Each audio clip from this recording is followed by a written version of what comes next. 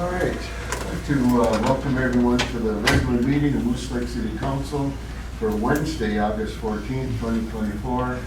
And I'd like to start with the Pledge of Allegiance, please.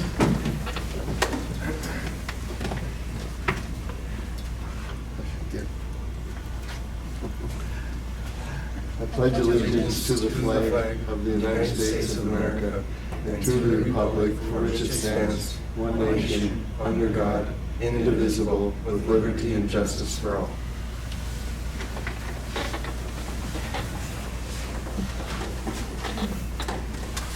To welcome our visitors here tonight. Thank you for coming. The next item is the agenda. Do we have any changes or additions to the agenda?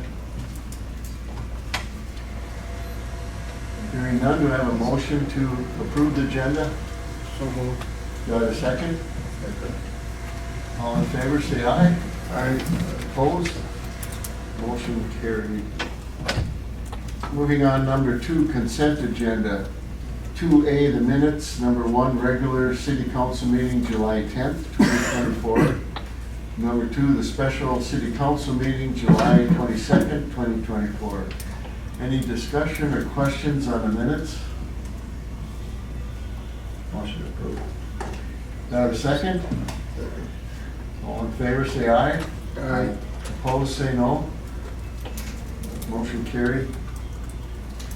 Moving on to the financial reports. B1, the city accounts payable for July 2024. Number 2, city financial statements for July 2024.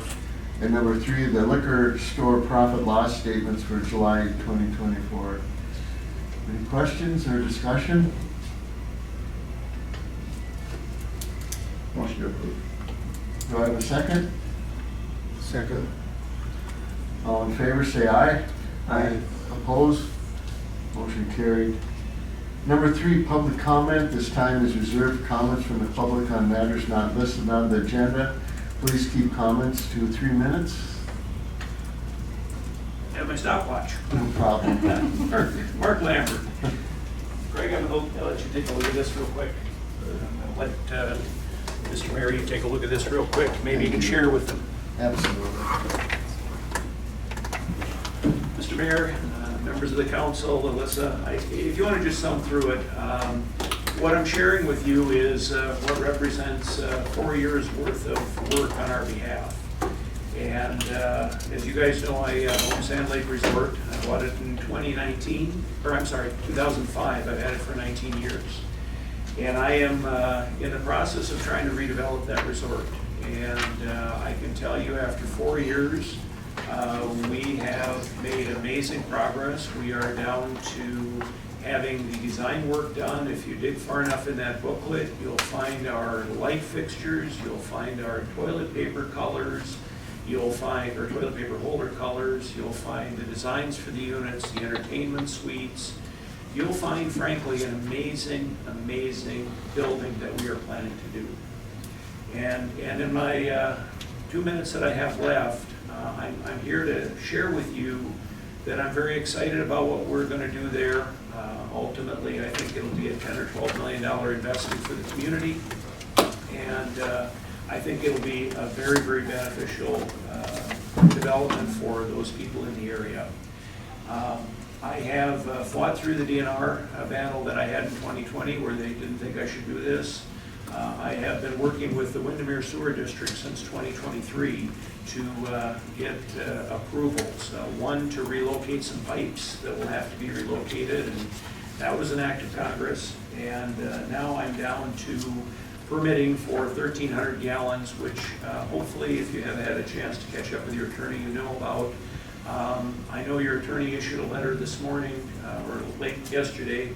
I just wanted to say that my attorney talked to your attorney and talked to the district's attorney, and there seems to be at least some thought that the attorneys might be able to get together and have a discussion between the 3 of them to come back for a solution.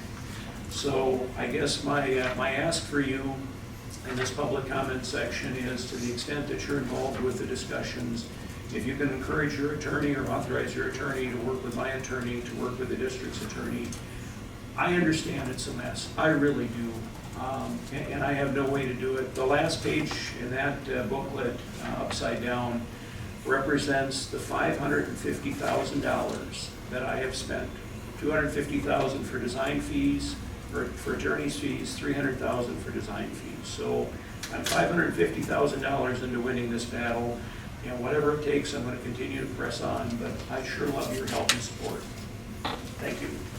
Thank you very much. Thank you.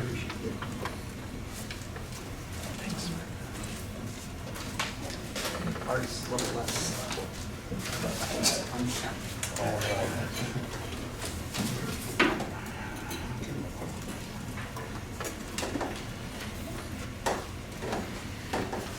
Thank you for coming tonight.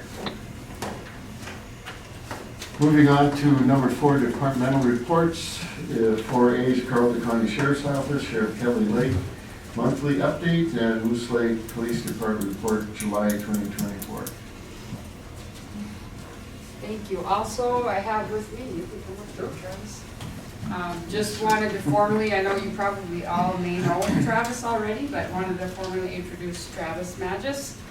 And he is the first dedicated deputy to the city of Moose Lake. So I'm sure you've already seen him around. Travis, since could August we have 1st, him but- give him a little history background for the community? Because Oh. it is broadcast. Oh, for sure. Just for a second, Kelly, and For then sure. you take off. Yeah, I'll make it as fast as I can because I know you guys got a lot of things going on. But anyways, for the rest of the community, nice to meet you again. I'm Travis Magis. Work for the Carleton County Sheriff's Office. Worked here in Moose Lake from about late 2017 to about 2021, so it was about 4 years. Then worked for Cloquet PD for about 3. And then prior to Moose Lake, I worked for Crookston PD for about 1.5 years. So it's been nice to kind of really get back in the area. Know a lot of the business owners, a lot of the community members, even some of the calls I've had to deal with. People are like, oh, I remember you. So it's been very nice in that aspect. I've already had those built-in relationships. So I'm really glad to be here. Very excited. The community's very excited to have me, which has been kind of nice. Like I said, the calls I've had to deal with, maybe sometimes the not so unpleasant people, but just the fact that I already have those relationships with them is making it a lot easier. So, like I said before, I'm very excited to be here. If you have any questions, comments, concerns, don't be afraid to reach out. Love to help you in any way that I can. So, thank you. Thank you Thank very you. much, appreciate it. Thank you. And you can certainly go if you want to. I He's can leave actually for- working and was on a call, but you're good for a I'll little be while. good for a few minutes. Okay. I just wanted to give you some of the July stats here. So I can give you the stats for just from August 1st to August 13th that Deputy Magis has responded to. There was 40 calls for service, and that includes traffic stops, business checks, community engagements, and general calls for service, and extra patrol around the businesses as well. So again, short time frame so far. I can update that further next month, but that's what I have so far for him. For the July, so we have numbers for the Moose Lake Police Department. So when there was 1 officer still in July for Moose Lake, there was 12 calls for service that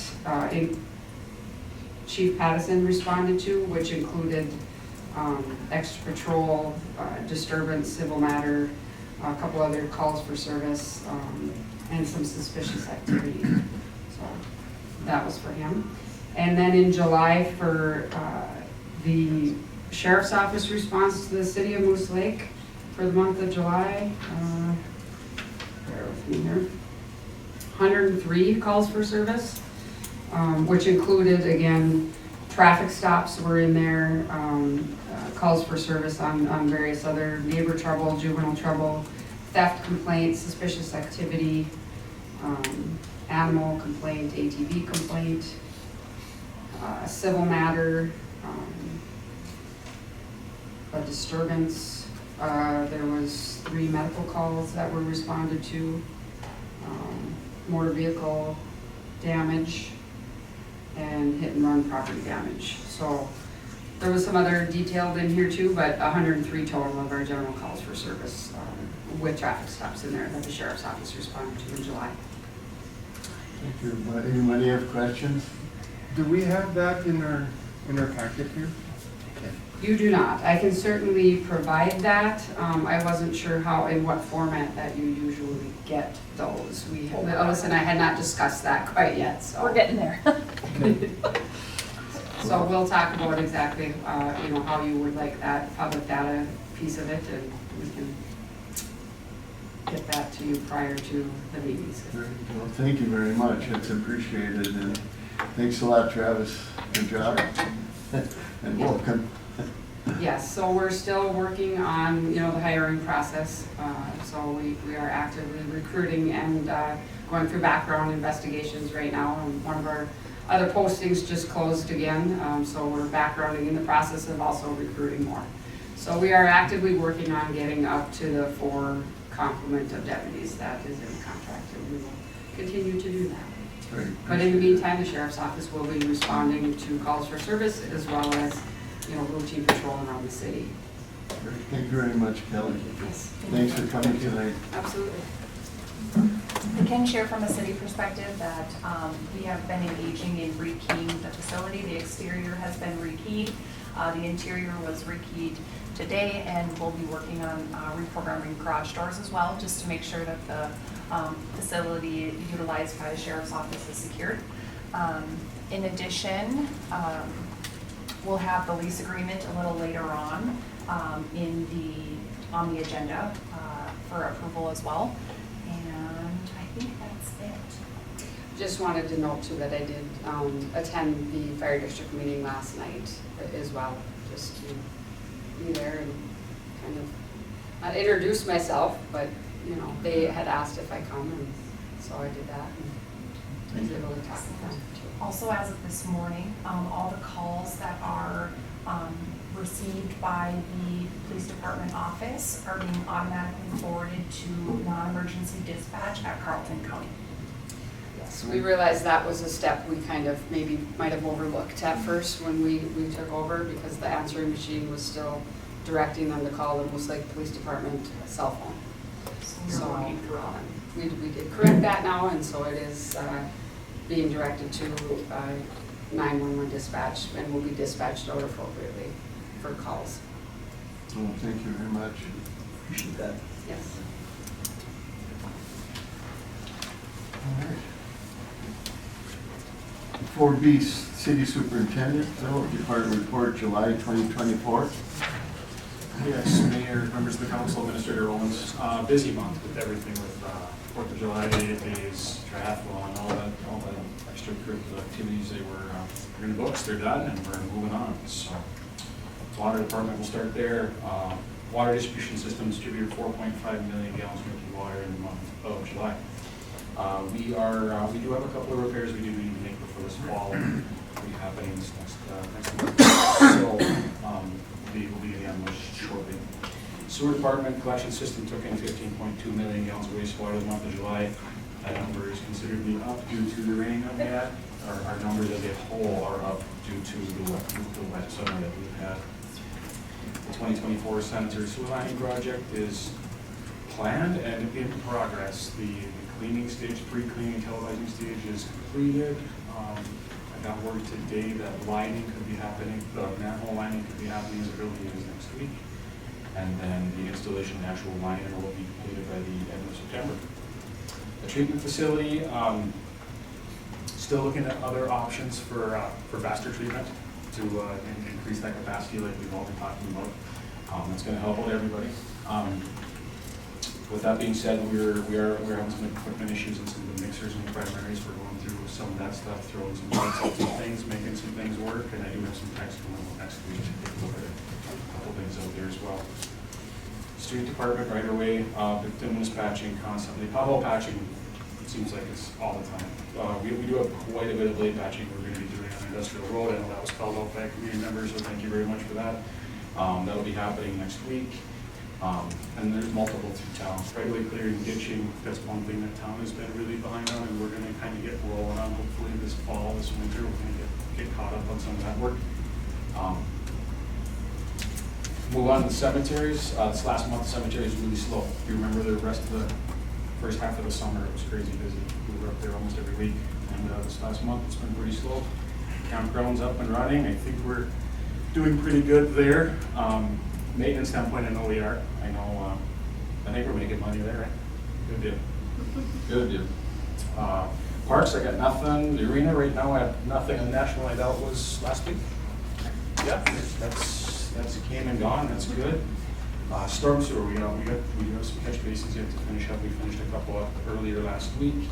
But before you know it, we're gonna blink, it's gonna be really pushing snow. So we're trying to get some of these repairs done. I know, Greg, you don't like hearing that, but it is what it is. Recycling center, that's working fine too. That's going like crazy. The safety aspect, there's not a whole lot. We're buttoning up some annual trainings for departments. Just waiting on a couple of those, and that'll be squared away for the year. And then we have some more to talk about later, but I think that's it for right now. Any questions? Just one. Go ahead.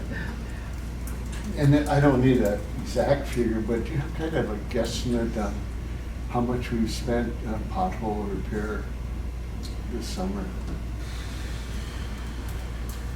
Can I get you that number next month? Because I don't know that off the top of my head. Okay, now just. I know guess- it's I don't it's need at least anything. $5,000. Okay, Yep, I do know that for sure. okay. But I couldn't confidently tell you a more accurate number other than that currently.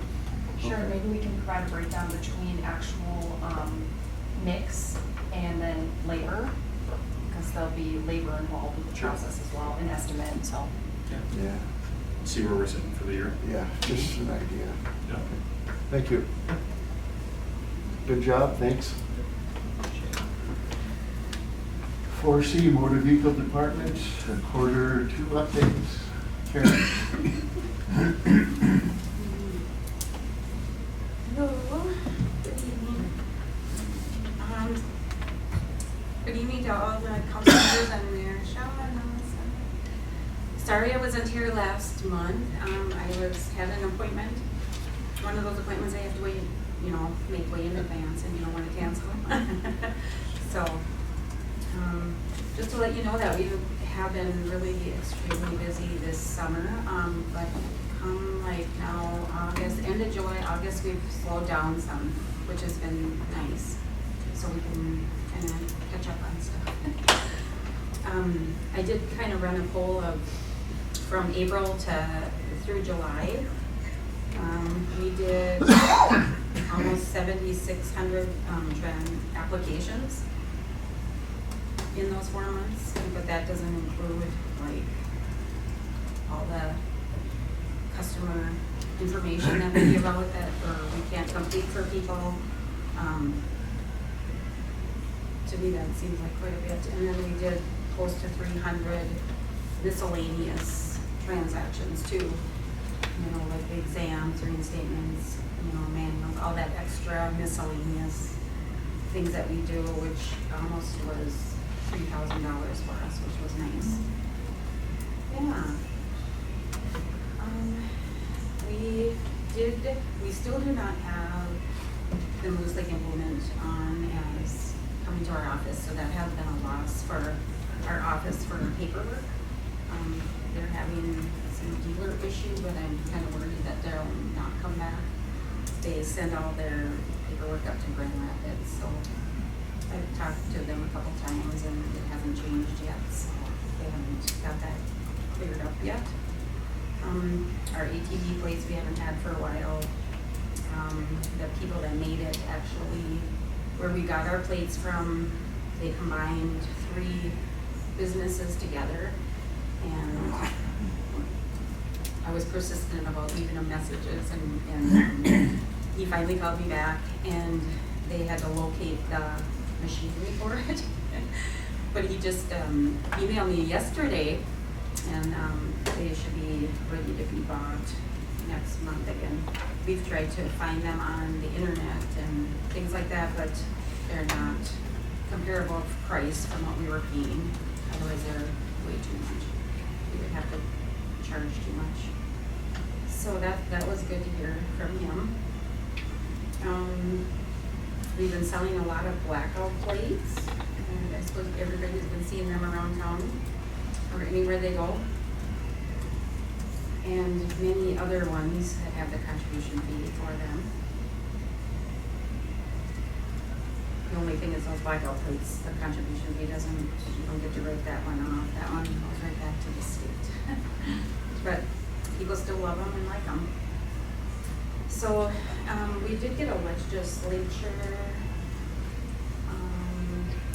session, the last session that they had already making plans for next year's session.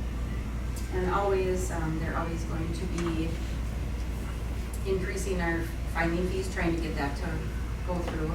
We did get some of that last year, but that we're very grateful for. That seems to make quite a difference. So we're trying to do it the best we can. Also, we do a lot of no-fee transactions too, that were supposed to be like temporary things for us that we have been doing for quite a few years. So they're going to try to disperse those no-fee transactions to our offices or let us charge a fee to process them. The surcharge, we don't know that is going to be continuing, that dollar surcharge. I think I've never seen a deadline, but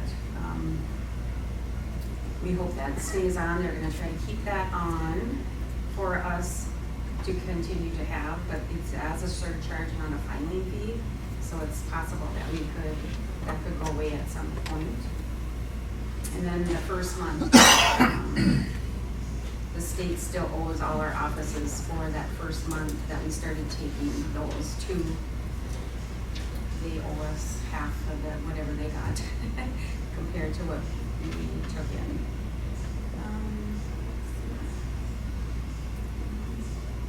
They're also going to try to get us, we have to pay for our duplicate title paper. And they're like $35 per bundle, and we order those through MinCorp. So we are trying to get those approved so the state would pay for them, or we don't have to have a fee for them when we have to buy that paper. We are able to print duplicate titles in our office, and we do quite a few of those too. So that would be nice to have those available too. And they are trying to, the state is trying to get it so eventually we'll be able to print car titles when we do transfers and stuff too. So hopefully that's not too in the far future. And then they're also changing next August, that did pass, that we will be able to be allowed to do three exams plus more per person. Sometimes it takes kids longer or people to pass after 3 exams, so that's a plus for us too. Another thing is the passport photos. So then, since we've had a little bit of downtime, we've been able to play around with it some, and we've been having some trouble with some of the lighting. It keeps coming up with the errors for the background, or shadows, or hotspots, or messages. We've figured out the background. We can correct that. The other issues we were having, I had to touch base with the people that the Parker company that we got it from, and he's been on vacation, or then you send a message and then you don't get it for, her reply for a couple days later or whatever. So we've been going back and forth. But I did get him to send me the message about the errors, so we should be able to start doing them soon. I would like to start maybe advertising for that next week if we could. And because I think we're just gonna jump into it. We did process one guy that needed to have his photo done before he went up to Cloquet to finish the passport, so we did it. It took us quite a while to do it, because we were just determined we were gonna get it. We had to take many pictures of him because it kept giving us errors, but we did it and he got out the door, so we were pretty happy. We didn't charge him because he was our guinea pig. But he was very patient with us and very nice, so it was wonderful. Yeah, so, and then I guess I'd like to be able to advertise like on the city website, Facebook, we'll make some posters up, and hopefully I'm sure it'll take a while to take off, but that's my goal. We do have, my coworkers are both on vacations this week and all next week, so we will be a little bit short-staffed, but if it continues to be quiet, that should be just fine, so. Excellent. Yeah, and then we're gonna be charging $15 per customer, so. And then, next month, September 19th and 20th, we're gonna be closed for our annual MDR meeting in St. Cloud. Kind of look forward to that. It's nice to go talk to all the other deputies and get their opinions and ask them questions, and they tell us stories, and it's kind of fun. Yeah. But that's about it. Anybody got a question for me or anything to ask? I kind of was gonna. It's not, but good job, thanks. Yes. You're pretty busy, and I know every day it seems like you're overwhelmed. Yeah, there's, some days are better than others, yeah, I just had some rough ones before I left, so I'm like, yeah. And you made it through the hot season with no air. Yeah, So, we did that too, good job. luckily we had fans. That was not Okay. good. Thank you, Karen. Thank you. Thank you. Municipal Liquor Store Department Report, July 2024. Yes, hello, members of the council, Mayor Shaw, Administrator Owens. Thanks for having me this evening. Liquor store, admittedly, been super busy. Our schedules haven't been mixing, so Marnie and I haven't met in quite some time, but I did make time on Monday. I went down to the bar there and we met for about an hour and a half in great detail. I do have some highlights of some things for you guys. We talked about promotions, we talked about different premium kegs, getting those in there and what that looks like, pricing, stuff like that. Efficiencies, we talked about Gardner, they approved from last month that you guys approved to get the new thermostat installed and scheduling that, what that looks like. We're having some problems with the ice machine, we're working through that. But primarily, what might end up being the top priority, at least in the short term, is staffing, but I'll know more about that here in the next week or so.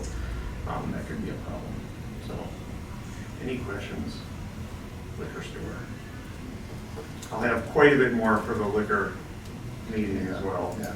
We'll go through the whole gambit. I think everyone's aware of their staffing problem right now, going through, so pretty serious, so we'll get there.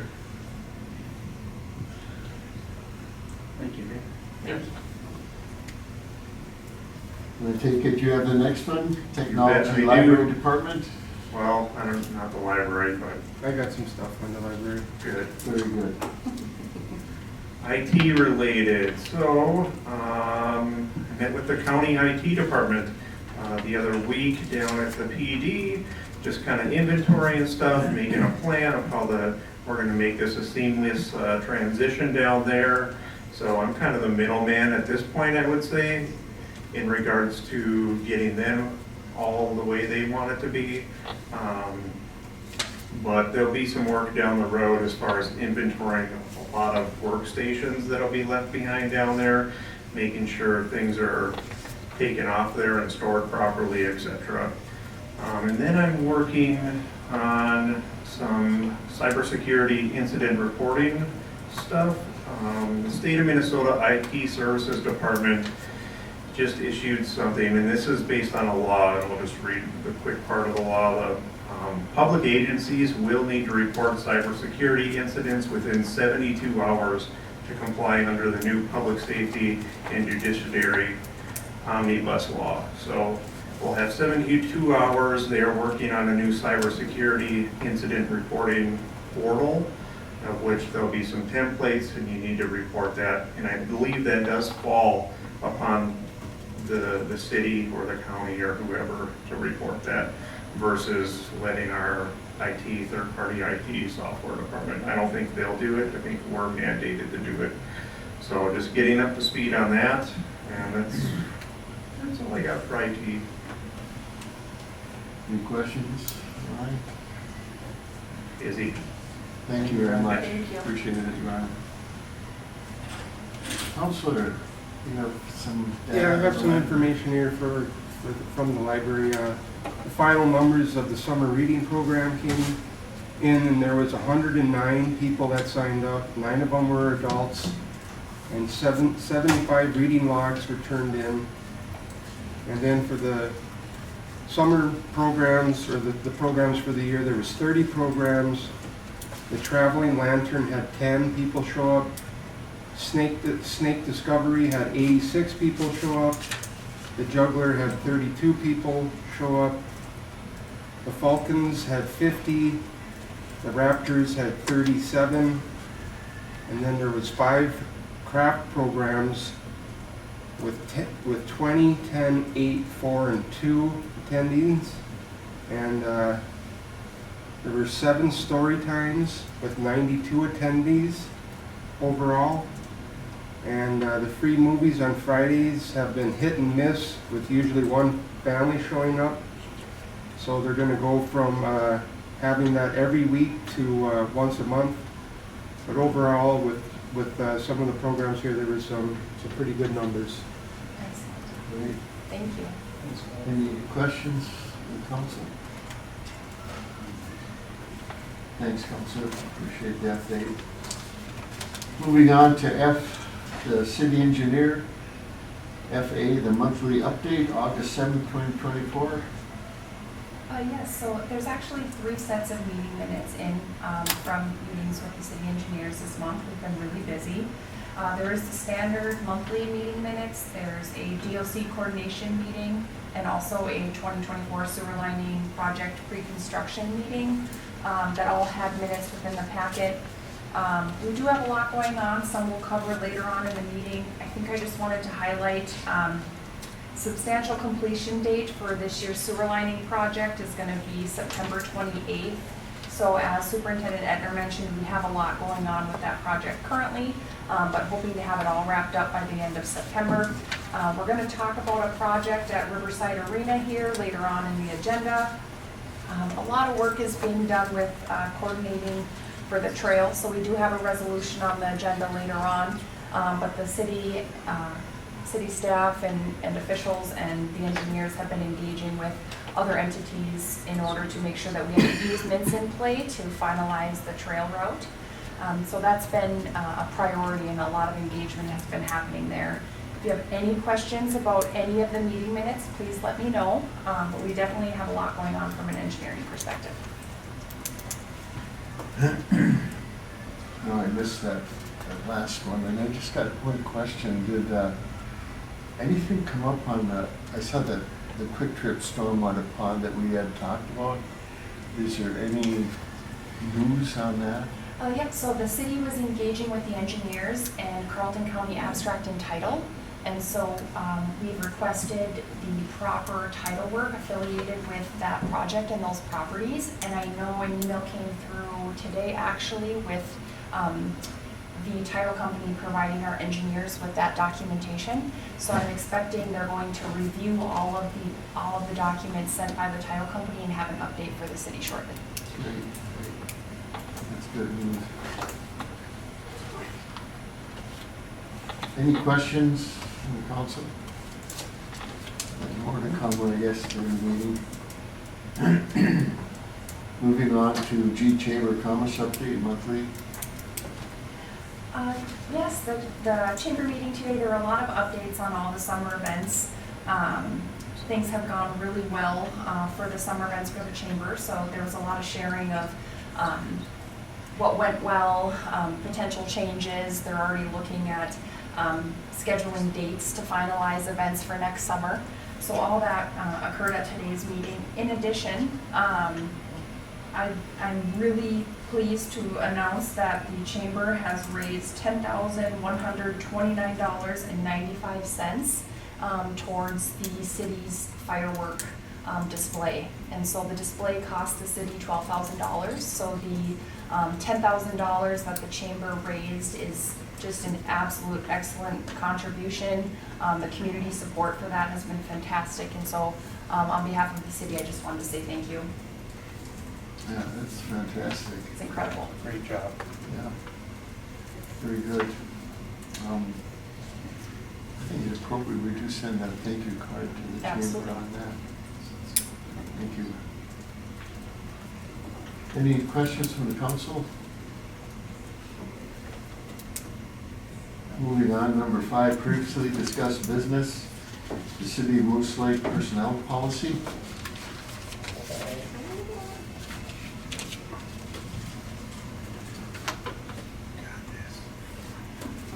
Good evening, Council, Mayor, Mr. Owens. So this is the third reading of our personnel policy and the social media policy. I was asked last time to reach out to some cities that were similar in size regarding the tuition reimbursement clause within the policy. I reached out to 5 cities with populations similar to ours, minus the incarcerated population. Only 2 of them responded. Hinckley and Stacy both have a clause in their personnel policy that is almost verbatim as the one put into ours by our attorney. So I'm assuming that this is something that is just kind of copied and pasted by attorneys into personnel policies. The difference between the 2, Hinckley does have a tuition reimbursement cap at $250 a year. Stacy does not indicate a cap.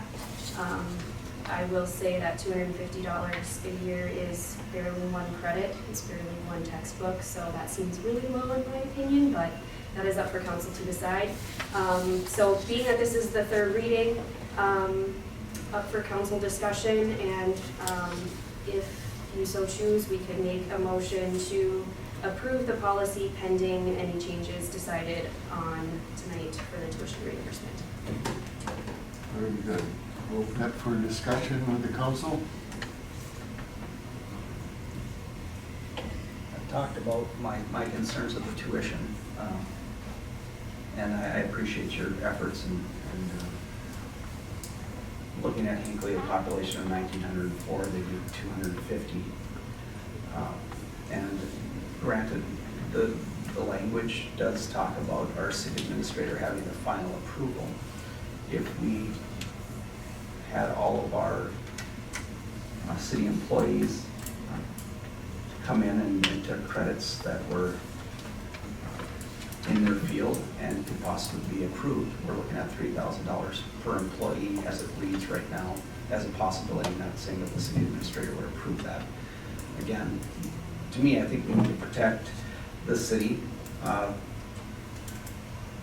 for the future of whether we're sitting here, somebody else is sitting here, a different city administrator sitting here. I think that total is a little bit high for my, in my opinion. I'll give my opinion. Did you have something, Greg? I think it's July. Walter, any discussion? No. Personally, I think upper mobility is very important, and I think we should stress to our employees to take training, and if they can take courses that support the city and advance their career and help the city, I think 250 is way too low. Council makes the final decision, to me, on each applicant that would come forward, and I would trust the council to make those decisions on a one-to-one basis. If the courses don't look like they would help the city and help the career of the individual with the city, you wouldn't approve it. So I think it's very important that we have a pathway for employees to train and gain experience, and I don't know, career development. It just helps the city in their job. That's my opinion on it. To me, it should be an individual employee input, coming to the council, requesting, showing the courses and how it'll help. To me, that puts credibility, and the council would have decision on each of those, and I think that's how it should be. but that's my opinion. Yeah, just to be clear, I did not at any point state that that I was in favor of $250. I just said I thought $3,000 per employee, knowing that there could be a high amount of money coming out at any one period of time. So somewhere, to me, somewhere in there, I think would be better, in the middle. Well, we're at the point, we're at the end of the third reading.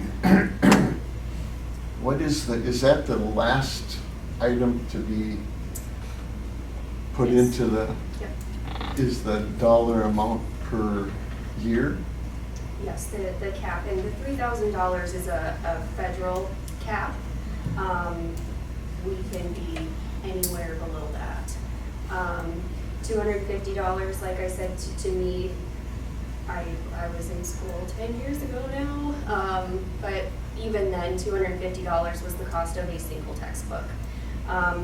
Typically, classes are 3 credits each. Credits can be $350 each, so one class is usually around $900. So, do with that information, I guess. So council, any suggestions on the dollar amount? When I was with St. Paul, they had 3 credit class that they would pay for. So that's consistent, and I think that would be about $1,000. We could either say a 3 Three credit class, course, yes. or we could do a dollar amount. Well- Since there's multiple schools and avenues, I would suggest you do the 3 credits then. And it's- Because it it's- could vary. It's based off of UMD prices is what I'm understanding in here, because I'm not comfortable saying Harvard 3 credits, so. I don't know. Is that a challenge, though? I don't know if I could get into Harvard, but I can try. Okay, well, I'm still looking for suggestions. Well, can you say local, because that first of all, the person is local, and the person here isn't gonna go to New York. But there could be online. Online. You can do that nationwide now, online, and a lot of times if it's specific to some of the degrees and jobs that our staff are doing, you may not be able to get it locally. They may have to go online to get that type of training that's needed.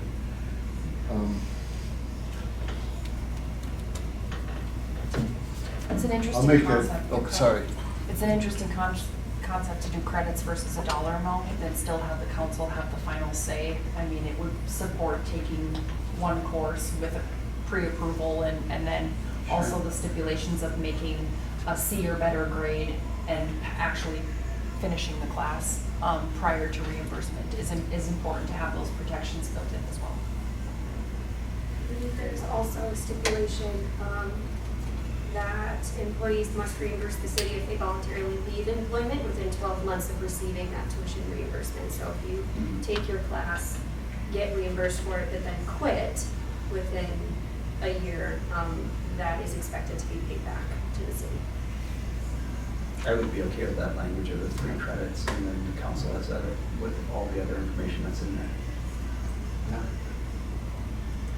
So tuition reimbursement for an individual employee will not exceed 3 credits per year. Council? Do you have a motion? Motion to approve. Do you have a second? I'll second. Any discussion, questions? All in favor, say aye. Aye. Opposed? Motion carried. Thank you very much for your work. Do we need a second motion for the social media policy? There have been no changes to that one. That one's remained the same. Okay.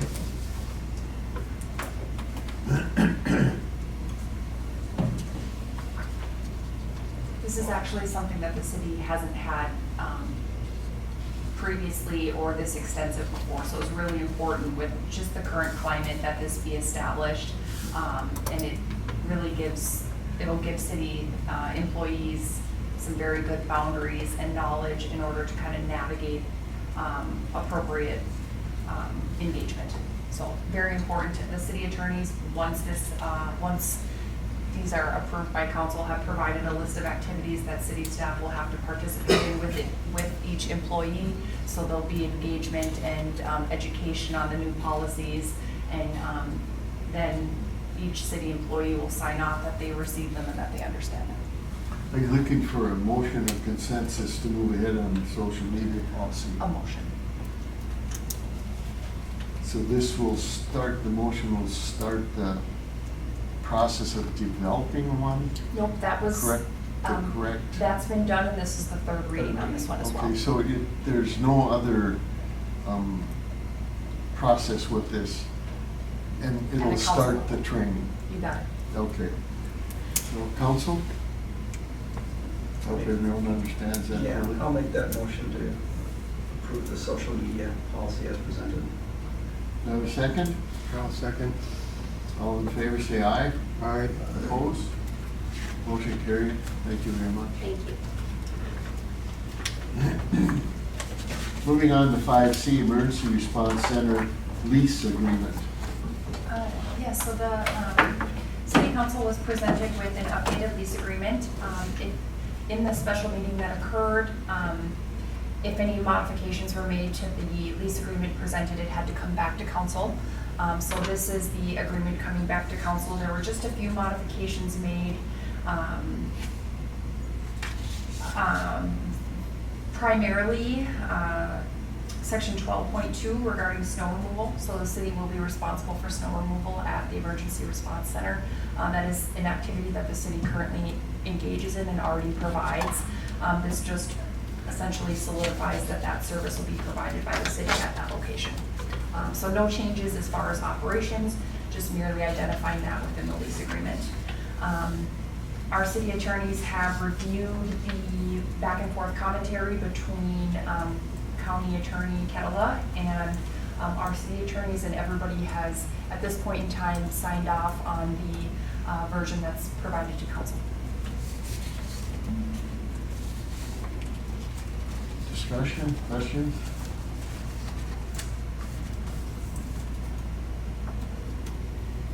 Looking for a motion. Correct. Motion to approve the emergency response center lease agreement. Do I have a second? I'll second. Any further questions, comments? All in favor, say aye. Opposed, say no. Motion carried. Moving on to 6 new business.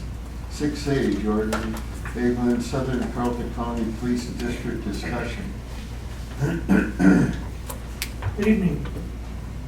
I'm here tonight to basically answer any questions you guys may have about the information that I provided to you in the packet, as well as what I provided to you tonight as an updated version. Currently, for year 1, which will be 2027, we're calling for 9 officers and a chief. Year 2 would go up to 14 officers and a chief. Total for year 1 is $2,519,900. Year 2 total is $2,654,850. And that would be spread across, or spread out through 9 municipalities. As you can see on page 3, 4, and 5.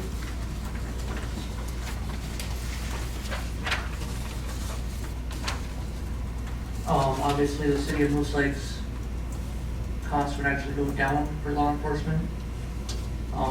At a cost of year 1, $271,685,000, or $685.22.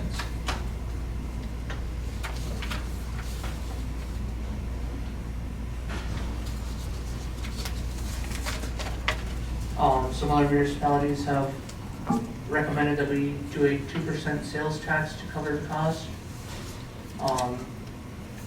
Obviously, the city of Moose Lakes is covered, so we would not need to increase our sales tax. That was just included in the state's response to me. They could not break it down by municipality due to their policy. I don't know why, but I don't know what their policy states. We do have interest from other municipalities, just looking to see if you guys are interested, and then again, answer any questions you may have. Are you mentioning the current sales tax we have? Is that what you're talking about? Other municipalities have talked about raising or their own sales tax to help supplement a levy increase. Like our sales tax was passed by the legislature for specific purposes. It can't be used for. Correct, and I'm not talking about using our sales tax. Our budget is good, I see what you're saying. Okay. the way it is. We'd actually be saving the city of Moose Lake money with this contract, or district. So are you looking for specific action by the council? Just or- saying that you guys have interest, willingness to meet with other municipalities regarding district.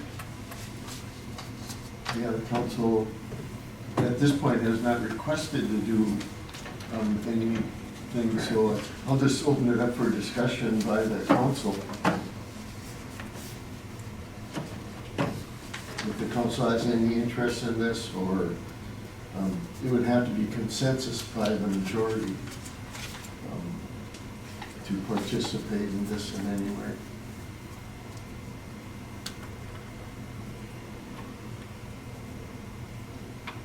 I guess just looking briefly, or not briefly, I mean, I've looked at the numbers are of officers and people that you're looking at are almost as much as the sheriff's office. And looking at a budget of 2.9 million or 2.5 million. And there is that, they're not allowed to have any sales tax meetings. I think what, was it through 2025 or? Correct. So I think that puts a lot of people behind the eight ball just to even start that discussion. But it, Was it 2025, 2024? 2025. Okay. so, Maybe I believe or something like that. Yeah. yeah, so I mean, I would have to double check. you're looking at a lot of hoops that would have to be jumped through just to get through that. And I see that you're looking in the future because we are already committed. Right, so it'd be 2027, that would be looking Yeah. at. Yeah. So I think there's a lot of more information and a lot of hurdles that would have to be gone through before any type of presentation would be brought to the city. Well, I think the council would want to see that these other communities are actually committed to this before the city spends more money or time on it. Right, I understand that, and Yeah. what I'm looking for is just, I guess, a consensus to agree to meet with the other municipalities. Do you have consensus with these others? I have only met with Windermere so far, and they are interested. Well, I think you'd have to come back with interest from at least a majority of them before, I mean, I'm not speaking for the council, but I'm suggesting to the council, you'd want a majority of these communities of interest. And you and I did talk at National Night Out. If this is something that, you know, it seems you're very passionate about that, I would highly recommend going to each one of these municipalities and having them on the record make a resolution that they're willing, if they do not get 2% sales tax increase, that they're willing to fork out the numbers that you have here and make it a permanent matter record that they're willing to give that type of money for a police district that is almost the size of the Carleton County Sheriff's Office. And that, I think that's something that I would start with, so then knowing that they're actually are committed, because when you start pulling out 4, 5, 6 of the 9, it's not a realistic thing to, an endeavor to continue to look at. Right, I agree. I would say that if 2 pull out, it would probably be unrealistic unless we shrunk the number of officers down. Yes, so that'd be something that, at least as a suggestion. And I would agree because Moose Lake is the only community right now that is paying extra for police services. None of the other communities are. They're under the general county, but none of them are paying like Moose Lake is. Correct. And I'd also say one thing, Barnum did have a person that they were paying $10,000 a year at one point, a deputy, and that was too much money, and Barnum's obligation here is $454,000. So if they. Farm Township. Okay, where's City of Barnum? I'm sorry, Very top. 74,000. So if they couldn't afford $10,000 and you have $74,000 down there, I just want you to be aware of things that have happened. Some of these areas did have deputies that they were paying for, and they just couldn't afford it. So I would make sure that you have that obligation before you go too far. Go ahead. Yes. Administrator. I've engaged with Mr. Haglund from a budget perspective, and I know that there's been a ton of work that's gone into establishing what the potential cost might be. I would reiterate that, I think as far as realistic numbers for what a police district would cost, these are pretty close. There's been a lot of dedicated time and work into that, and that's absolutely appreciated. I've communicated to Mr. Haglund as well, just interested to see what the response is from these other entities, that,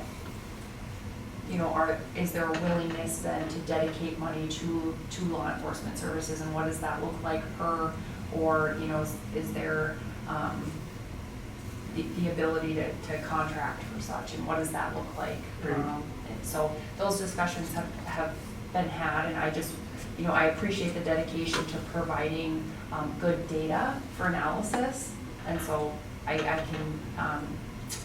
can say that, through due diligence, the numbers from a budgeting perspective look good, look accurate. Thank you. Anything else from the council? And do you have any questions you want to ask? Not this time, no. Okay, so then I'm assuming you will come back after communicating and meeting with these entities? Correct. This evening, actually, I'm meeting with Cutter River. They had to postpone their meeting because of the election yesterday. Okay. And then all the rest of the municipalities I'm meeting with, except for Windermere, over the next month. So I feel like I can come back next month after I've spoken with them. From a city perspective, the city has a budget for law enforcement, and that's well known what the contract amount is with Carleton County. So it'd be interesting for all the other municipalities and entities that don't have a budget for law enforcement to see their commitment come through. Because from a city perspective, there's already been a commitment to assign funding to public safety and to prioritize that. So it'd be nice to see that same commitment from other municipalities prior to engagement. Which is kind of the main reason of doing this. Our police department provided services for all the surrounding communities, but they didn't pay it, right? So the purpose of this is to give them the service that they want while being just one combined entity. So good luck with your endeavors with it. I know I didn't meet with the same success, but maybe you will. So it'll be interesting when you come back after you've met with them. Yeah, thank you. Thank you. Thank you. Moving on to 6B, PTSD health insurance and reimbursement submission. Yes, just a quick update with the PTSD health insurance reimbursement. been working through the state of Minnesota Department of Public Safety, has a new portal that they finished this year. With any new type of software like that, there's going to be kinks. I won't sugarcoat it, it was quite a bit of work. So the reporting period was from July 1st, 2023 to June 30th, 2024, and needed to be completed by July 31st at midnight. We did meet that. We do have initial approval through their coordinator, program coordinator. All in all, it ended up being 36 entries. I believe you have a spreadsheet without names being in there, so currently it's approved for $94,716.06. Yeah, again, very cumbersome portal. It was one submission every single month. You could only download so many items at a certain time. And there were multiple downloads per submission per month. So it just took considerable amount of time. But we are in there and they have faced initial approval, so that's good. Just a question, go ahead, please. To piggyback on Ryan's statements, a couple of things. We have identified different process adjustments that we can make internally with our record keeping and or our monthly activities that we're doing to help with, now that we understand what the submission looks like, to help cut staff hours in the future to make future submissions more efficient. So that's a step that we've taken after navigating this process. I'd also like to highlight that you'll see in the information that was provided, it's just numbers, but you'll see that there was an increase halfway through the submissions. That was due to the changes that were made that increased the health insurance contribution from the city's perspective. So this year you'll see $94,716 based on what the new health insurance reimbursements amounts are after the shift that you see in December of 2023. Next year, we're anticipating our submission will be closer to the $120,000 that has been discussed. Question. Yes, please. Does the state, on that website that you're going to for reimbursement, is there a guaranteed from year to year, or is this something that could be gone tomorrow? There was no guarantees that I saw written in any language. In fact, the portal was very plain, I would say. It's only for submission purposes, and the article and training that I got on it didn't specify that this would be there forever. No, so our understanding, it will be a year-by-year basis, whether or not there's funding available. The funding has not been assigned indefinitely. We were informed that there is a pot of money that was dedicated to this process, and once that money's done, there is a need for further legislative action in order to fund it again. So I think they're in their information gathering phase as far as what the real magnitude of this issue is. So it's not guaranteed to be around in its entirety. Also, we can see that our submissions have been approved, but we don't know what our actual reimbursement figure will be. We can show you what we've applied for, but we'll keep you updated when we actually have the money in the account as well. Did this money come from, did the state get this money from their surplus? Is that how? I mean, they had this $19 billion surplus, and that was. They funded it for 2 years, and I don't know what fund it came out of. Okay. But it's funded 2 years, and then if they don't fund it, that's it.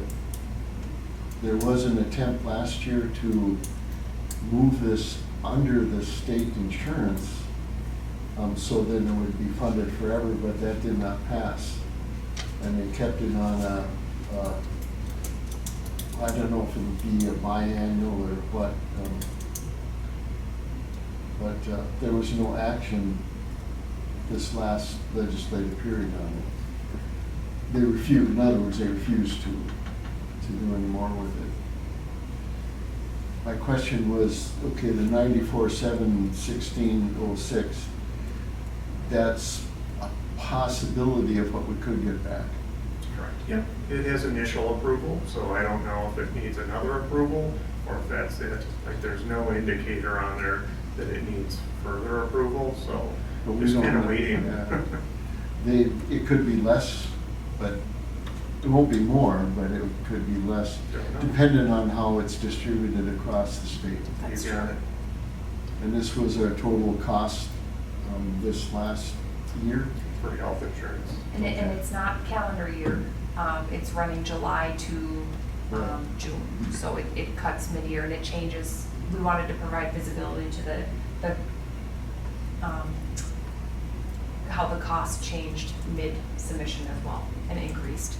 And so these figures align with the previous amount that was discussed for the $120,000 obligation. You know, if you run the numbers from what you're seeing from January to June and extend that out, that would be the cost obligation from a city perspective that was already identified.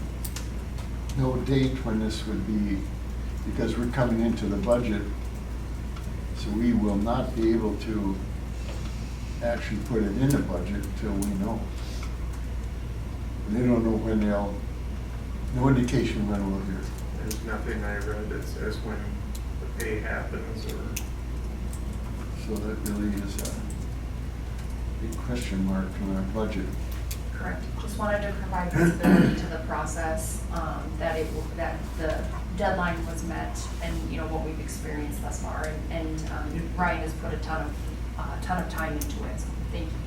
So just to be clear, so everyone understands, if and when this money runs out, if it's $120,000 a year, the citizens of Moose Lake will be paying for this until said individuals reach Medicare age.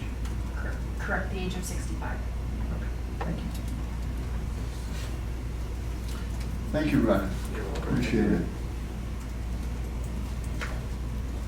Moving on to 6C, Resolution 24-08-01, agreement to maintain this is Highway 73 Phase 2 trail. Yes, so as part of the planning and engineering and grant processes, there's a need to have a resolution for the city to agree to maintain the trail. I have discussed this with Superintendent Etner. Public Works is the city's entity who does the trail maintenance. He was in agreement with the verbiage that was in here, and this is kind of standard language for what we've experienced previously. Discussion or motion by the council?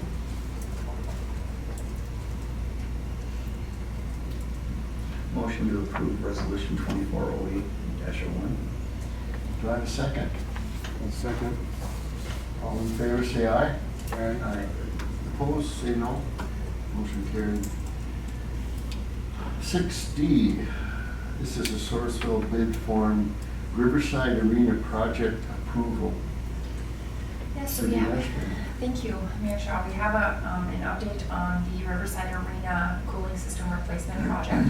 So as previously shared, the city was awarded a $167,000 grant from the Mighty Ducks grant program through the state. In addition, the Water and Light Commission, through a CIP fund, has agreed to contribute to the project for the energy efficiency savings aligned with the project itself. That contribution is $50,000.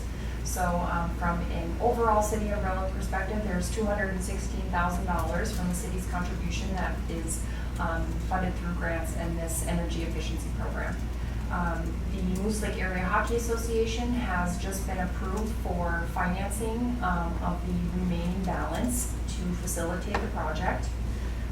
What we're up against now is a timetable for project completion. So we brought forward this to the city engineers, and the city engineers have been actively engaged in this project and in the grant submission all along. And so what the discussion turned to is there a way for the city to meet the public bid obligations, and what does that look like under these reduced timelines?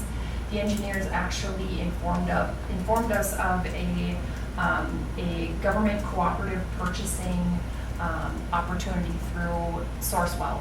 And so what was in the packet was just or what I have is just a brief overview of what Sourcewell is. They essentially facilitate government projects, and it meets the public bid requirement for the projects. One thing with the cooling system replacement is it's not a project where our city engineers would have to be continuously engaged in.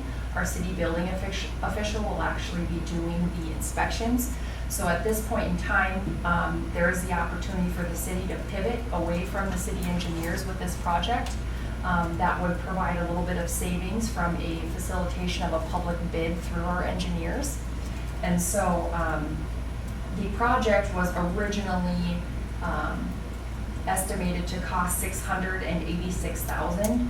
Within there was a 10% contingency and $10,000 of grant administration monies relevant to utilizing the engineers and city staff. So with this opportunity through Sourcewell, the city can disengage with the engineers, the project can go out for bid, it satisfies our public bid obligation, and hopefully the timeline then is reduced so the project can actually happen yet this fall. So what I'm looking for is council approval to utilize Sourcewell. We're hoping that this mechanism, although Sourcewell does get a percentage of the project, that's actually facilitated on the vendor end. So when the vendor is bidding, they are bidding knowing that the vendor will then engage with Sourcewell for compensation. So as a municipality, we never exchange monies with them. It happens on the vendor side of things. So simplifying things for the city, we're hoping that there's anywhere from a $16,000 to $26,000 savings by utilizing this forum. Some of our projects, we don't have that option, so we're lucky to be able to have that option and thankful that the engineers brought this forward as a solution. Council, questions or motion? I'll make a motion that we approve the Sourcewell bidding forum. And a second? Second.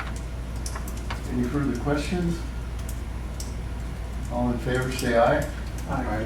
Opposed, say no. Motion carries. Thank you. Moving on to 6C, Elm Avenue tree and sidewalk discussion. Fired up, Walt. All right, yeah, this is about the trees out on Elm Avenue there. Earlier this week, we had a elderly lady that tripped and fell on the green grates that go around the trees. As the trees grow, they push up those grates. And right now, there's just about all the grates out there are a tripping hazard. And we were talking about it, and the discussion went in different directions and stuff. We've talked about possibly removing the trees and putting in planters where they are now. You know, the positives about the trees is that, you know, they give us some beautification downtown. Some of the negatives, well, the tripping hazard is a negative. It's messy downtown with all the leaves. Every time you open up your door to your business, you get leaves that are getting sucked in. And the trees are getting to the height now where they're going to start dispersing leaves on top of the roof. And being that my family owns the theater, one of the last things that I want to deal with is having leaves up on the roof, getting into the drains and plugging up the drains. The trees also block the business signs and the marquee for the theater. Without the trees, it would be easier for Phil's crews to plow. And some of the trees aren't in very good shape right now. Like the one just directly across from us here is about half dead. And then if you look at the other trees, they've got a lot of dead branches in them and things like that. And then of course you have the roots in the ground. You know, we've all discussed what's here before about how they get into the sewer and water lines and that, but I just wanted to open it up for discussion and see what everybody thought about what we could do about this issue downtown here. Bill, who's this young lady? Go ahead. Megan Gardner. Sorry for my appearance. I left my job in the city and went home and started cleaning up there too, so, and then remembered the meeting. So my apologies. So you forgot? Yeah. Okay, no. So this has been kind of on our talking table for probably the last year, because if we're in town early enough, we do try to come by and blow the leaves off the sidewalk and all that, but I mean, it's pretty apparent that the leaves, or that the trees that were planted there are probably not the best selection size-wise for being a small urban tree. All trees are gonna have leaves, all, you know, you can select it down to where they've got beautiful fall color and no fruit to deal with.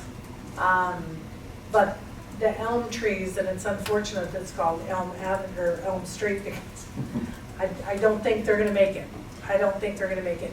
But my suggestion, and I'll just keep it brief, is that we take all the trees out, clean up those areas, fill in 4 of those spots, and keep 4 trees in the downtown area.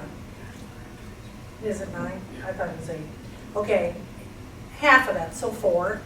And then come in and sort of still stick with beautifying it by putting some of those tall lamppost flower baskets. Oh, like hanging baskets. Like a hanging basket. So that it would, your eye would still travel nicely down the street. There would still be some shade in front of some of the businesses. We would reduce some of the leaf issues and stuff like that. And we would look at some trees that were better suited for a small urban type landscape. So that's some of the stuff that I've discussed with the administrator and with the superintendent. How about putting in some planters where the trees that we would be taking out, you know, and I do think it's eight trees. Is it? I thought it was 9. You guys are probably right. Yeah. I wasn't very strong in math. I'll hold that against you. Okay. You're talking about planters anyway, but you're talking about the Well, the hanging. planters would go right on the Right. light poles. Okay.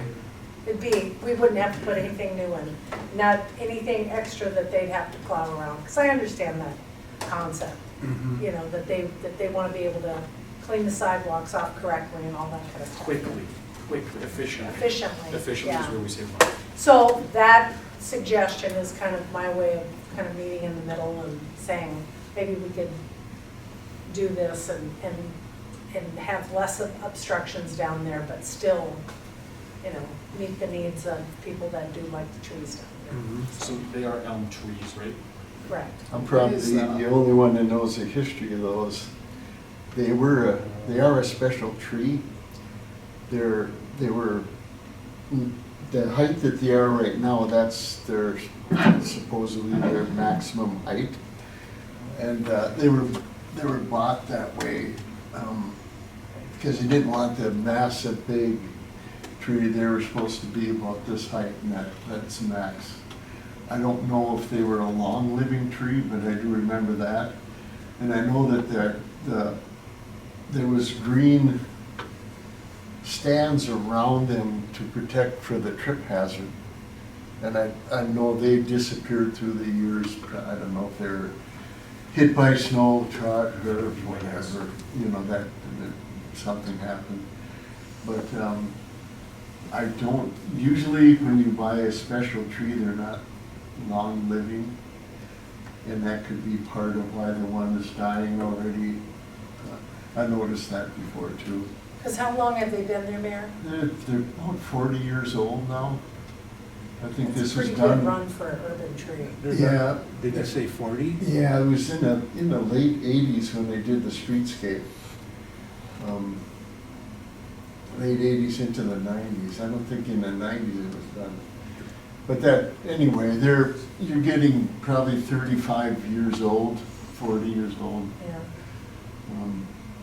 because they were already a fairly big tree. They weren't a little tree when they planted them. They're, you know, when they brought them in. Can those stands be, let's say you kept for them, can they be put back on them? Do we even have them? The stands were just in the center. They didn't go all the way around Right.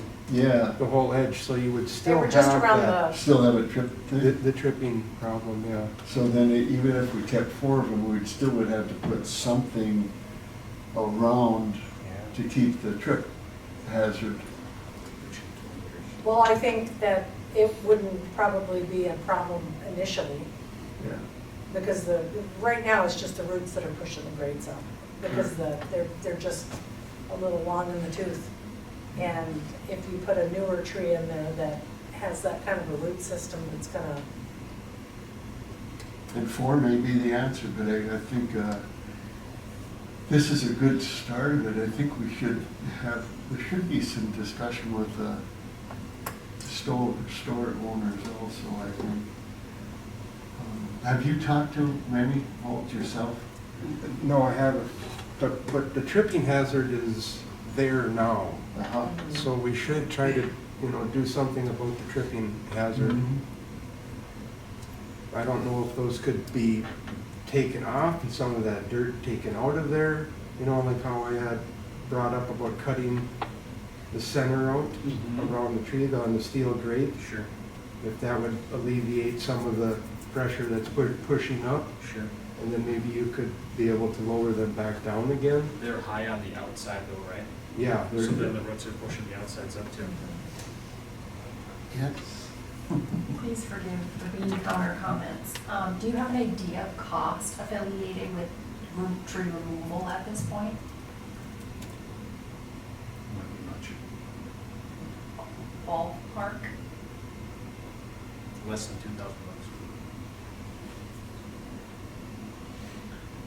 Just an idea, if they're, I don't know how the council's gonna go, or if the council decides to talk to the store owners where the trees are. You mentioned planters, for a trip hazard, maybe the idea is to put some kind of, planter around the tree. And if you had dirt on it, you could have flowers around the tree. I don't know what that does to the bark though that's exposed already or whatever, but How many of those trees are showing signs of near death? everyone. pretty much tells it. Is this something that we could look at as a budgetary item for next year and get information and input from these store owners and then move forward? This is an item for next year.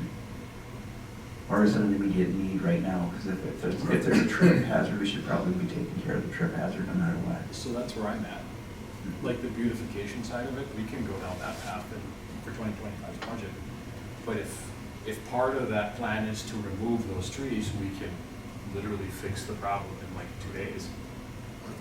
What if you just pull the grates out of there, just fill it in with dirt? I thought about that. I think it would be a mess.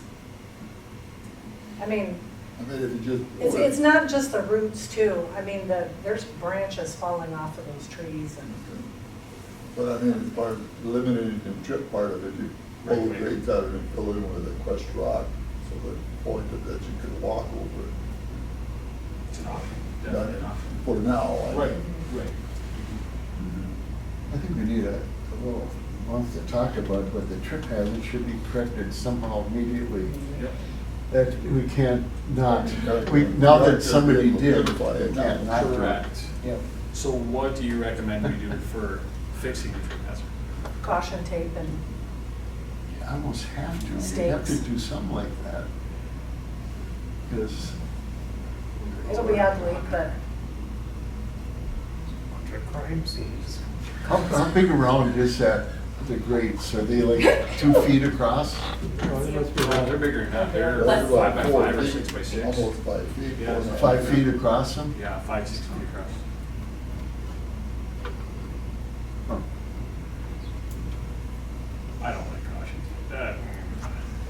Yeah, that looked tacky, but. I mean, I don't vote, but like, that's awful, I mean, in my opinion, but. We have talked about the beautification piece being incorporated into the 2025 budget, and that's internal dialogue that's already occurred. But wanting council to be engaged as far as, immediate rectification or discussions for that. We almost had to, yeah, to me, I think it's a good idea to have, get it into the budget like this and have a major project. I'm just thinking how we could solve the trip hazard in the interim.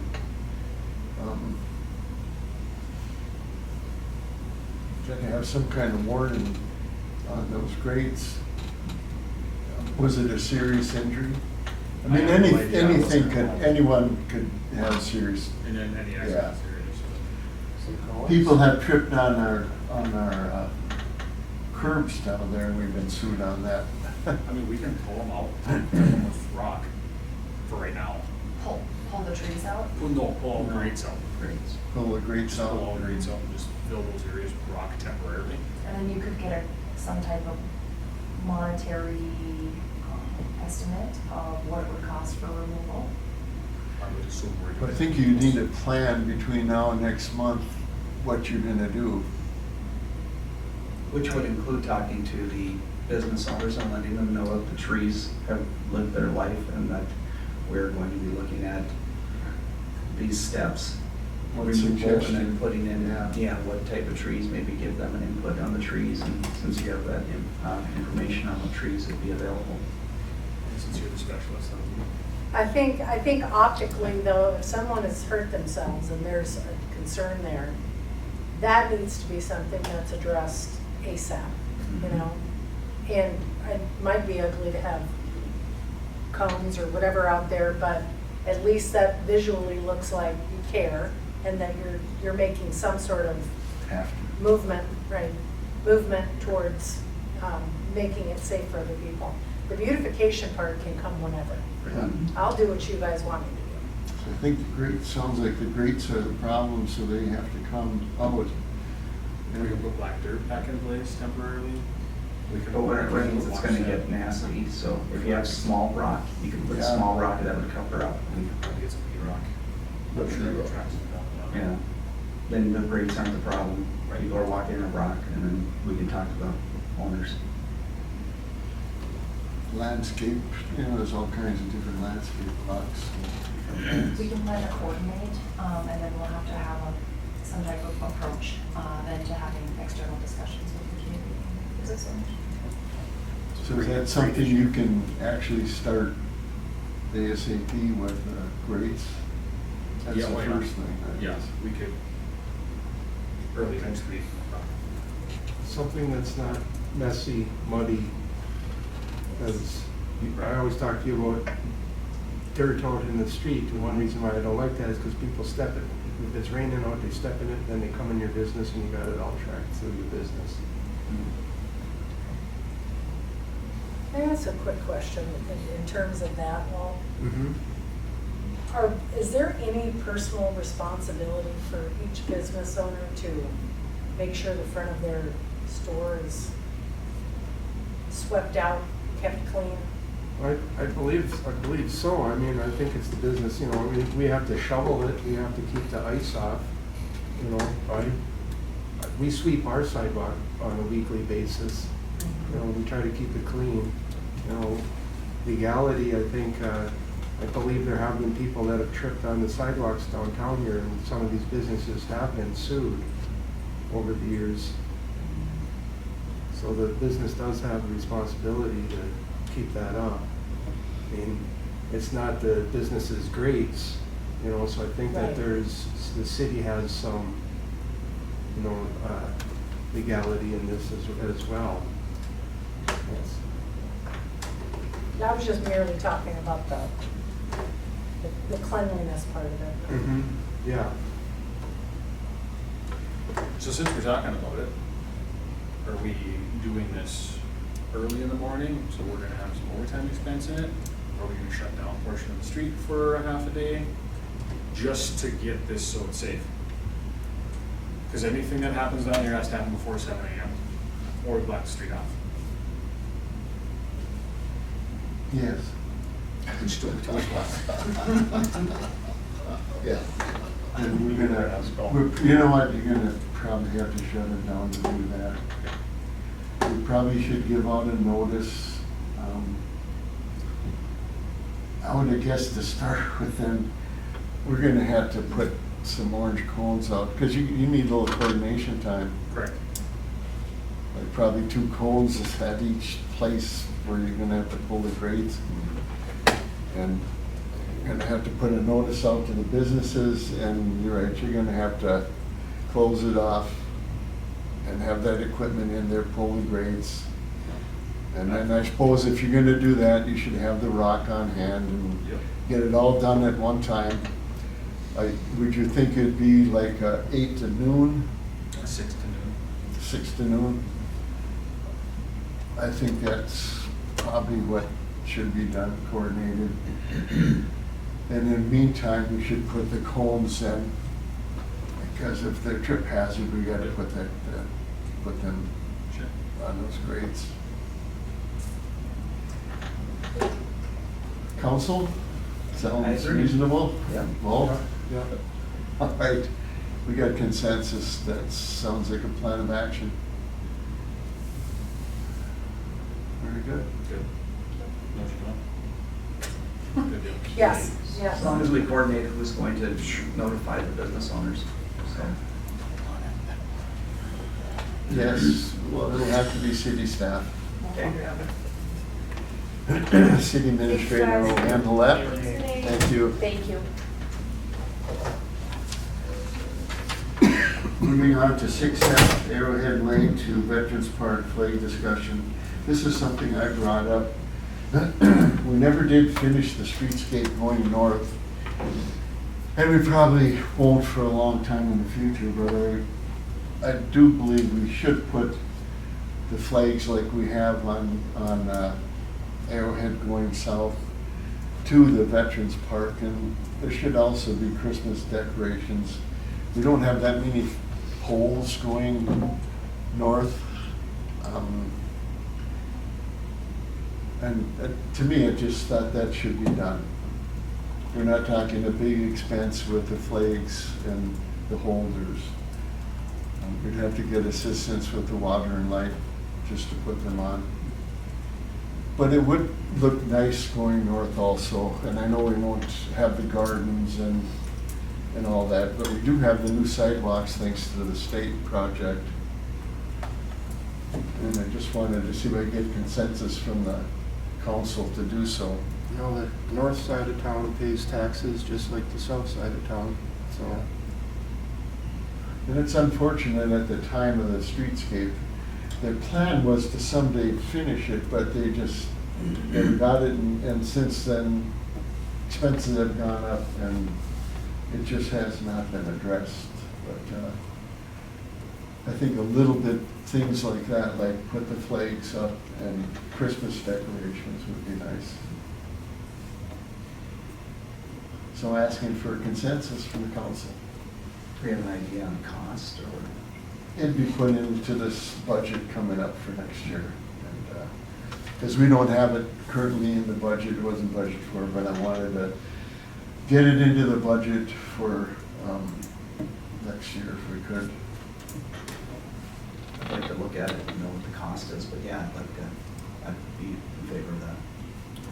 Do you know the cost of a flag that we've been ordering, the poles and Not off the flag? top of my head, I don't. But I can get that for you. And I think the holders that, Christmas decorations, they come with them. When you order the snowflake or whatever you do, they come with the attachment that goes on the pole. And we have time, we got a couple weeks. Are you, So we need it by the middle of next month. no problem. So you're thinking from the lights north, how far? To the Veterans Park. Got it.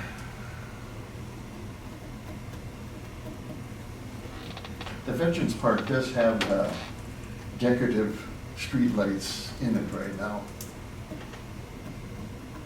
The green ones, you know, with the, So you have no idea? yeah, I should know. they do. Okay. I think we got, there may be 3 of them there. 2 of them, two for sure. Consensus? Yes. Great, Oh, yeah. great, thank you. Budget is next month, anyway. Yeah, so they'll have to Decide come, next month. they'll have to get it for, I won't be here next year. but it'll look nice, you can stand there, oh, that looks nice. Or you can come here and complain. Next year, I can do some more. Yeah. Moving on to 6G, First National Bank Twilight Field request. Yeah, First National Bank has made a request to the city to utilize Twilight Field once again this year for a company team building event. This is something that they did last year. The city has checked with the Home Run Club and essentially at the same time the school district as well to check for conflicting activities, and there are none. In addition, the request was brought forward to Park Board, and the Park Board made a recommendation to council to let them utilize the field.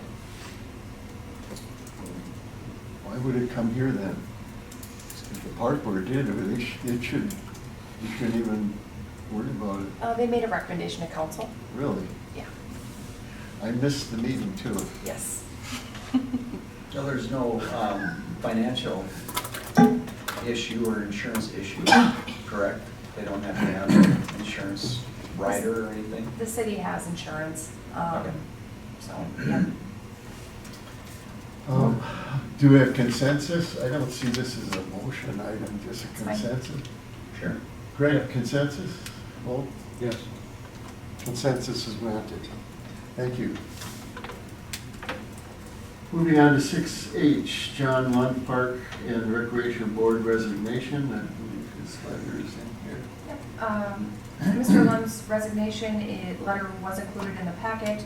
The council does have the final appointment authority or resignation authority, so looking for a motion to approve Mr. Lund's board position role.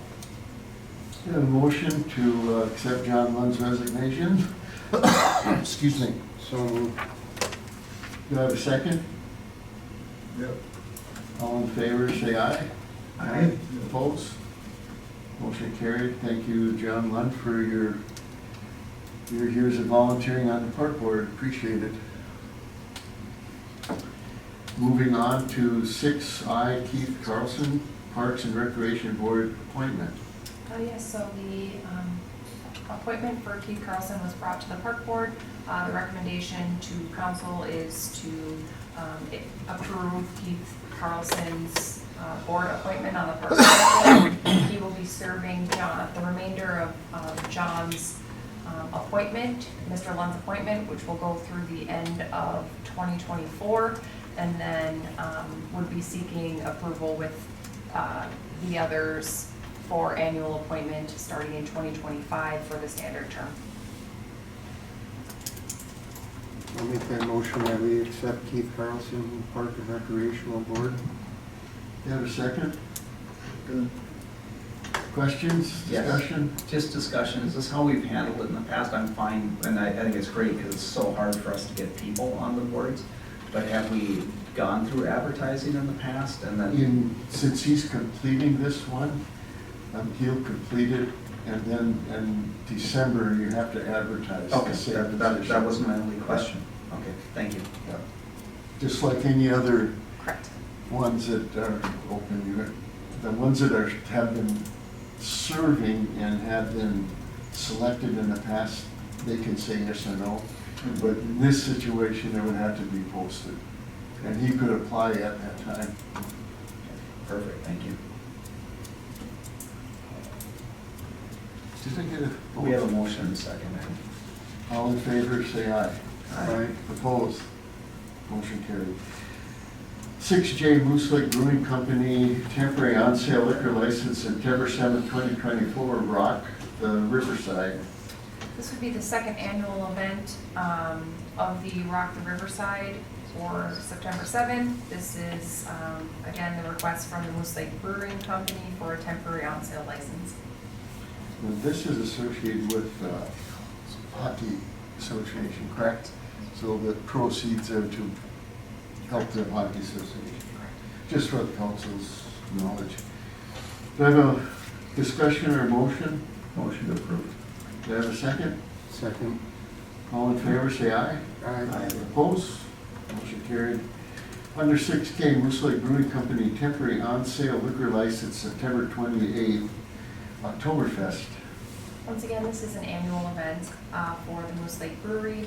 They are seeking a temporary on-sale liquor license for September 28th for the Oktoberfest. Discussion or motion? Motion approved. Do I have a second? Second. All in favor, say aye. Aye. Opposed? Motion carried. Before we move on, I want to open up another item that we already talked about. And just so I get this clear in my mind, this goes back to 5B, the social media policy. And the reason I was questioning that was our discussion today that we had discussed with the law firm. Yep, so Now, will that be added to this or change this at all? thank you for bringing that forward. Nope, this is just a standard employee engagement policy for social media. Okay. Understand what you're saying. Yeah, I wanted to make sure I was This is- clear on it Nope. before we, It's super important that the city has this type of policy, and we haven't had one previously. Right. With just the change in landscape, Yeah. this will just be a standard policy for I was employees. thinking here we are approving it, we're gonna end up No, putting a bunch of additions onto it for No. our conversation. this would cover everything. Okay, Yep, very good. yes. Moving on to 7 reports and correspondence, Moose Lake Hockey Association fundraiser letter. I just wanted to provide visibility to council of the Hockey Association's efforts for fundraising regarding the cooling system. So what they're doing in the background is they have financed the remaining of the project amount for the compressor replacement, and then they're actively seeking engagement for fundraising to help make their financing payments on a monthly, or their monthly obligation for those monies. Any questions from the council? I'd like to thank the Hockey Association for their letter, their dedication to this project and to the whole hockey program. Moving on to 7B, U.S. Army Corps of Engineers Wetland Delineation Review. Administrator. Yep, this is the communication that the city has received from the U.S. Army Corps of Engineers regarding the wetland delineation of the residential development property. So far it's good news. Excellent news. Questions by the council? Very good. Under 8, committee and board meeting minutes, 8A, Moose Lake Area Fire District, Protection District meeting minutes. There's none provided. Do you have any? Yeah, did they provide them last month? I haven't been getting them. I did attend the fire district meeting last night, and so my intention is to continue to request them. If they're not, they were being provided to me, so I'm going to make sure that continues to happen. Yeah, I believe that the lady that's been taking down the minutes, it has changed, and maybe she's not aware that she needs to be sending them into the city. Can you contact her as a fire district representative? Thank you. Under 8B, Parks and Recreation Board meeting minutes, July 1st, 2024. And C, Parks and Recreation Board meeting minutes, August 5th, 2024. Any questions or discussion on those minutes? We'll move on. Under announcements, regular Moose Lake City Council meeting Wednesday, September 11th. 2024, 4 p.m. right here, Moose Lake Area Economic Development Authority, Wednesday, August 21st, 2024, 12 p.m. at the City Conference Room. Moose Lake Water and Light Commission regular meeting Tuesday, August 20th, 2024, 1 p.m. Water and Light Office. Moose Lake Housing Redevelopment Authority Board, Monday, September 9th, 2024, 11 a.m. Hillside Manor Office. Moose Lake Area Fire District, Tuesday, September 10th, 2024, 6:30 p.m. Emergency Response Center. Moose Lake Park Board meeting, Monday, September 2nd, 2024, 5 p.m. right here That will actually be on the 9th, as the 2nd is Labor Day. on the Park Board. Thank you. So September 9th on the Park Board meeting. Thank you, Tam. Thank you. Do I have a motion to adjourn? Do I have a second? All in favor, say aye. Aye. Opposed? We are adjourned. Thanks, everyone.